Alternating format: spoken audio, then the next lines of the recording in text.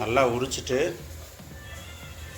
பொடி பொடியாக இந்த மாதிரி இது பண்ணி கட் பண்ணிக்கணும். நல்லா கையில் பிசைக்கலாமா? எனக்கு சூடு தாங்காதுன்றதுனால நான் கத்தியிலே வச்சு கொத்துறேன். சூடாக இருக்குது. சூடாக இருக்கும் கத்திரிக்காய். சூடு பொறுக்கிறவங்க வந்துட்டு கை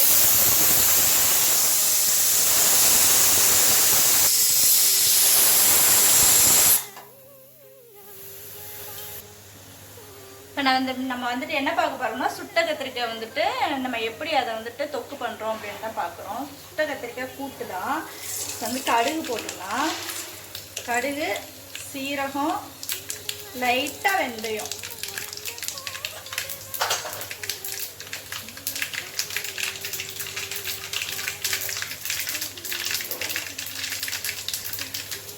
வெங்காயம்,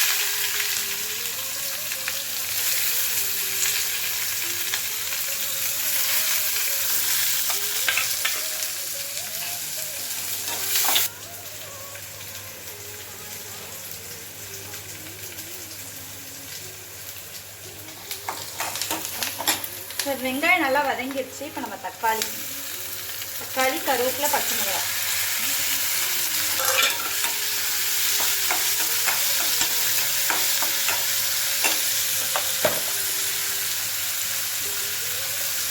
கத்திரிக்காய் தேவையான உப்பெல்லாம் போட்டுடலாம்.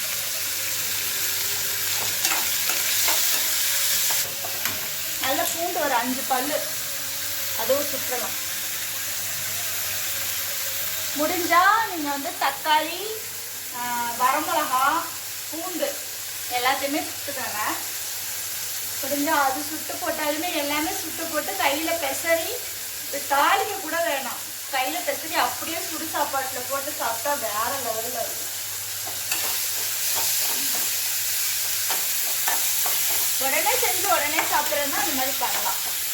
தாளிக்கு கொடுத்தோம்னா கொஞ்சம் அந்த எண்ணெயில் வதங்குறதுனால, அந்த எண்ணெய் இருக்கிறதுனால கொஞ்சம் சீக்கிரமாக கெட்டு போகாது. அதனால தான் நம்ம தாளிப்பு கொடுக்குறது. இந்த மாதிரி சுட்டு எடுத்துக்கோங்க. தோல் உரியணும். தெரியும் உங்களுக்கு உள்ள வெந்தது ஒரு மாதிரியா கலர் மாறிடும்.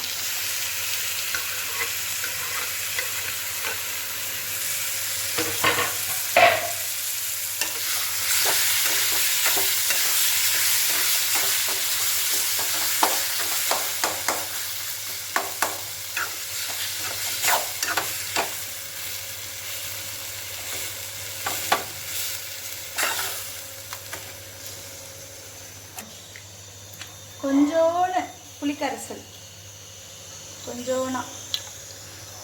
நான் இது கொஞ்சமாக தான் ஊற்றுவேன். இதுலேயுமே ஒரு கை தான் போட்டேன். கொஞ்சோன்னு புளிக்கரைசல்,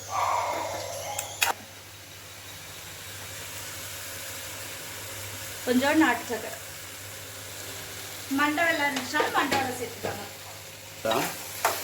அது ஒரு விதமான டேஸ்ட். எதுக்கு நிற்குது?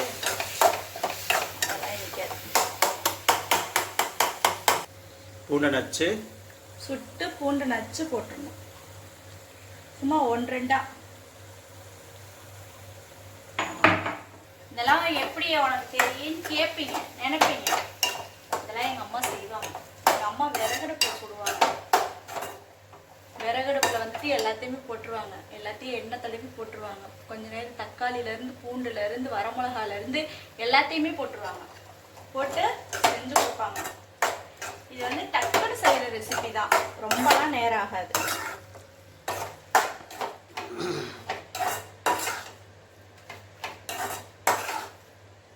இப்போ வந்து கத்திரிக்காய் போட்டு ரெடி ஆயிடுச்சு. இப்போ நம்ம அடுப்பு அமர்த்திடலாம். ஃபினிஷ் ஆயிடுச்சா?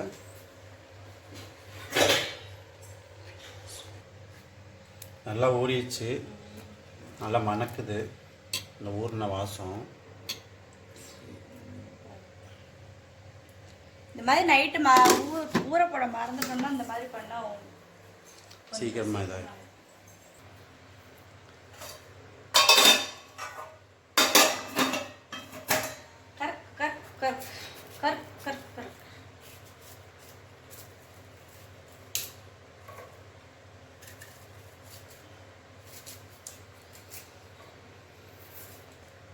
வெங்காயம் எதுக்கு?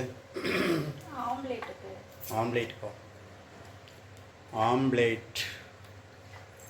ஆம்லேட். ஆம்லேட்னு எதுக்கு பேர் வச்சாங்க? தெரியல, வச்சவங்கள தான் கேட்கணும். ஏன் பொம்ப்ளைட் இல்லையா?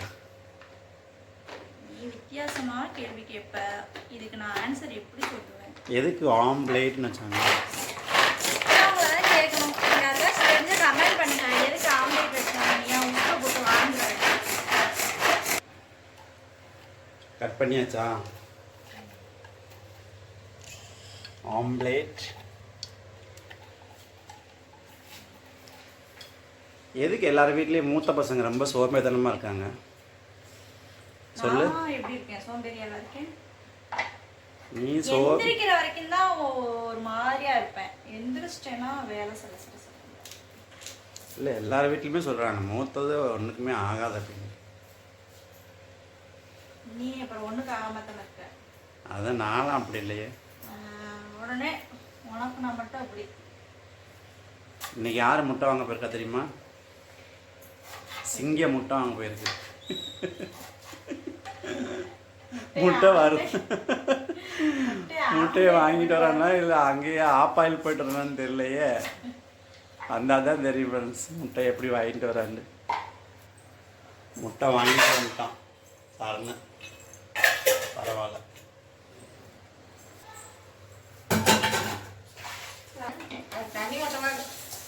புளிக்குழம்பு தான். என்ன சுண்டல் குழம்பு.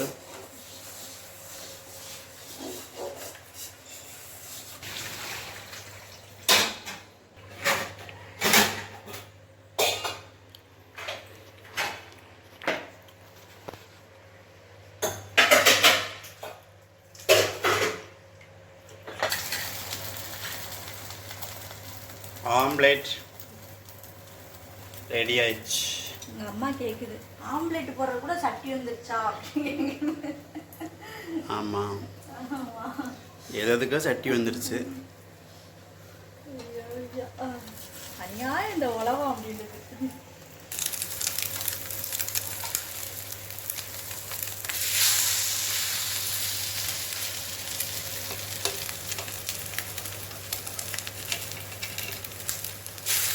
இல்லை தோசை ஊற்றலாமா? மினி தோசை ஊற்றலாம்.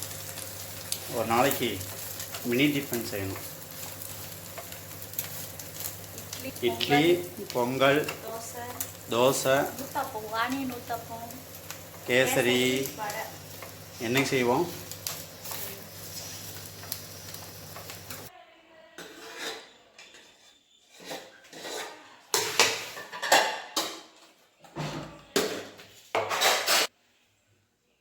இன்னைக்கு நம்ம வீட்டில் என்னென்ன சமைச்சிருக்கோன்றது பார்க்கலாம் வாங்க.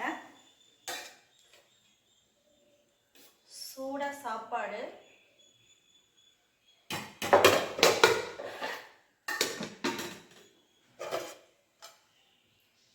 முட்டை ஆம்லேட்,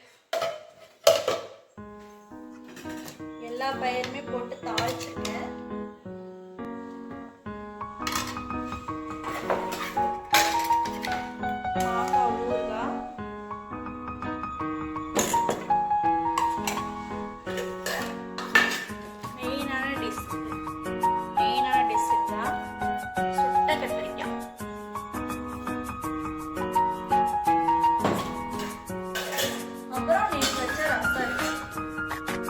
நேற்று வச்ச ரசம்